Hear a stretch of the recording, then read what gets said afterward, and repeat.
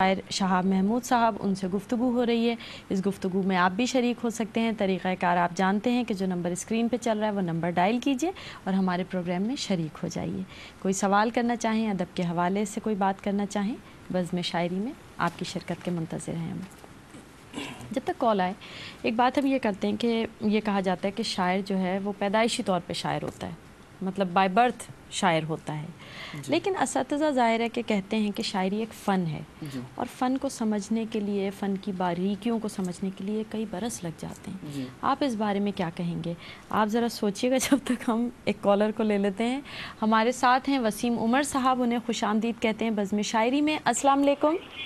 وعلیکم السلام امین، کیسی ہیں آپ؟ بالکل ٹھیک ہیں، اللہ کا شکر ہے، بالکل خیریت۔ اور شہاب بھی بیٹھے ہوئے ماشاءاللہ بہت عمدہ شاعر ہیں۔ بہت شکریہ وسیم صاحب، اور بڑا مزہ آتا ہے ان کو سننے کے اندر، بہت عمدہ شاعری کرتے ہیں امرین یہ۔ بہت شکریہ جی، ٹیلی ویژن کی آواز کم کر دیجیے گا ذرا وسیم صاحب۔ ایک منٹ۔ اگر انشاءاللہ ان کا مشق سخن جاری رہا تو انشاءاللہ بہت جلد یہ ایک بڑے کامیاب و تجربہ کار شاعر بن کے ابھریں گے انشاءاللہ تعالیٰ۔ انشاءاللہ ان کا مشق سخن اور آپ کا تعاون، اس لیے کہ آپ ظاہر ہے کہ وہ پلیٹ فارم دیتے ہیں جس پہ ہمارے نوجوان لکھنے والے اپنی صلاحیتوں کے بلبوتے پر آگے آ سکتے ہیں۔ یقیناً ہم تو کوشش کرتے ہیں کہ مطلب سننے میں اتنا مزہ آتا ہے، مشاعرے کروانے میں اتنا مزہ آتا ہے، طبیعت خوش ہوتی ہے جب یہ نوجوان شعراء آگے بڑھتے ہیں۔ بالکل۔ اور مگر مجھے ایک چیز کا آج کل بڑا دکھ یہ ہو رہا ہے کہ آج کل یہ جو ہفتہ چل رہا ہے بالکل مشاعروں کا ہفتہ چل رہا ہے، مگر جتنی مشاعروں میں دیکھا بہت کم لوگ شرکت کر رہے ہیں۔ انڈین شعراء بھی آئے ہوئے ہیں، اور مطلب میں نے بھی کل ایک مشاعرہ کیا تھا، اس میں بھی تعداد مطلب لوگ اتنی نہیں آ رہی، اس کی وجہ میں سمجھ میں نہیں آ رہی کیا وجہ ہے۔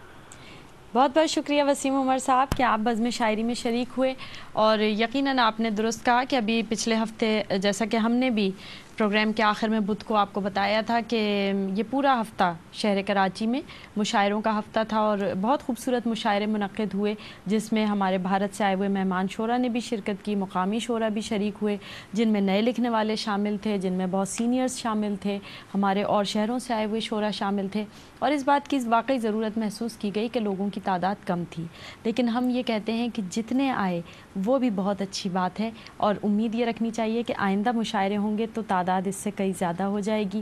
اور وسیم عمر صاحب نے بڑا خوبصورت ایک مشاعرہ منعقد کیا، اس میں چونکہ ہم بھی شریک تھے اس لیے اس سے زیادہ تعریف نہیں کریں گے، نہیں تو لوگ سمجھیں گے خود شریک تھیں تو بڑی تعریف کر رہی ہیں لیکن وسیم عمر صاحب جیسے لوگ یقیناً غنیمت ہیں کہ جو ایسا پلیٹ فارم مہیا کرتے ہیں جہاں سے نئے لکھنے والے اپنی صلاحیتوں کو سامنے لا سکتے ہیں، اور اس کے ساتھ ہی سینئرز کو بھی مل بیٹھنے کا موقع ملتا ہے۔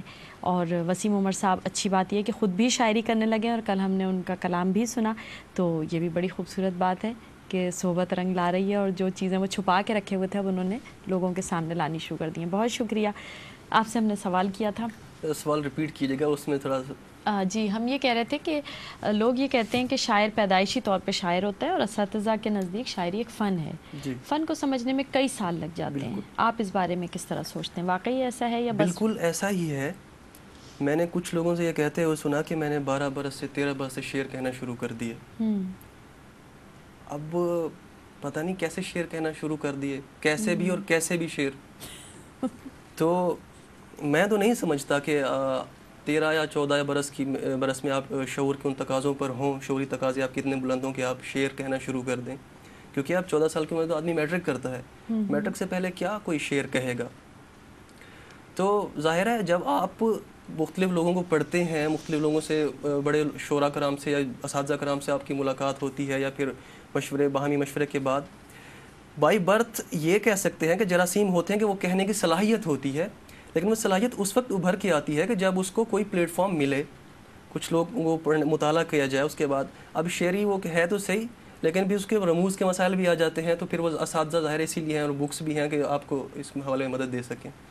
تو بائی برتھ شاعر ہوتا ہے، یہ بات صحیح ہے، لیکن اس کے لیے اساتذہ ضروری ہیں بالکل۔ اچھا، ویسے ہم بتا دیں کہ ہم نے 9 برس کی عمر میں پہلی نظم کہی تھی، اور وہ ہومیوپیتھی کے بانی ہنی مین پہ تھی، اور وہ ہم نے ہومیوپیتھک سینٹرل کالج میں پڑھی تھی، اور وہ آج اس کی لائبریری میں ابھی تک محفوظ ہے۔ لیکن یہ بات درست ہے کہ وہ جو ہے وہ ظاہر ہے کہ ایک مسئلہ یہ ہوتا ہے کہ اس کو شاعری کہہ لیں آپ یا تک بندی کہہ لیں یا یہ کہہ لیں کہ وہ ایک پختہ کار شاعر ہونے سے پہلے کی ایک مشق ہوتی ہے. اور وسیم عمر صاحب سے ہماری بات ہوئی تھی. وسیم عمر صاحب سے ہماری درخواست ہے کہ آپ پلیز اپنا ٹیلی فون صحیح سے رکھ دیجئے تاکہ سلسلہ آپ کی کال کا منقطع ہو اور ہمارے دوسرے کالرز جو بیچارے انتظار کر رہے ہیں وہ بزم شاعری میں شریک ہو سکیں. بہت شکریہ. نجم الحسن نجوی صاحب اس وقت بزم شاعری میں شریک ہیں, خود بہت اچھے شاعر ہیں, انہیں خوش آمدید کہتے ہیں. السلام علیکم. وعلیکم السلام. میں شہاب صاحب کی شاعری ابھی سن رہا تھا. جی جی. اور بڑا اچھا لگ رہا تھا, بڑی اچھی اردو میں یہ شاعری کر رہے ہیں, لیکن اگر یہ تھوڑی سی اپنی اردو کو مزید آسان بنا لیں تو شاید یہ کامیاب شاعر بھی ہوں گے اور لوگوں کو مزہ بھی آئے گا ان کی شاعری میں. آسان سے کیا مراد ہے آپ کی؟ دینا چاہتا ہوں کہ ایک شعر ہے, شہر نے اندھی گلی کی طرف نہیں دیکھا, جسے طلب تھی اسی کی طرف نہیں دیکھا, تمام عمر گزاری خیال میں جس کے, تمام عمر اسی کی طرف نہیں دیکھا. واہ. جو آئینے سے ملا آئینے پہ جھنجھلایا, کسی نے اپنی کمی کی طرف نہیں دیکھا. یزیدیت کے اندھیرے تھے سارے کوفے میں, کسی نے سبت نبی کی طرف نہیں دیکھا. واہ واہ, بہت خوب. بہت بہت شکریہ نجم الحسن نجمی صاحب کہ آپ بزم شاعری میں شریک ہوئے, لیکن ہمیں آپ کی بات سمجھ میں نہیں آئی. شاید شہاب محمود صاحب سمجھ گئے ہوں کہ وہ اردو کیسے آسان کریں گے. میں کوشش کروں گا آسان اردو, کیونکہ ہمیں تو اب تک کوئی آپ کی اردو مشکل نہیں لگی, نہ ہمیں محسوس ہوا کہ لغت دیکھنی پڑے گی. پتہ نہیں آسان اس سے زیادہ آسان آپ کیا کریں گے.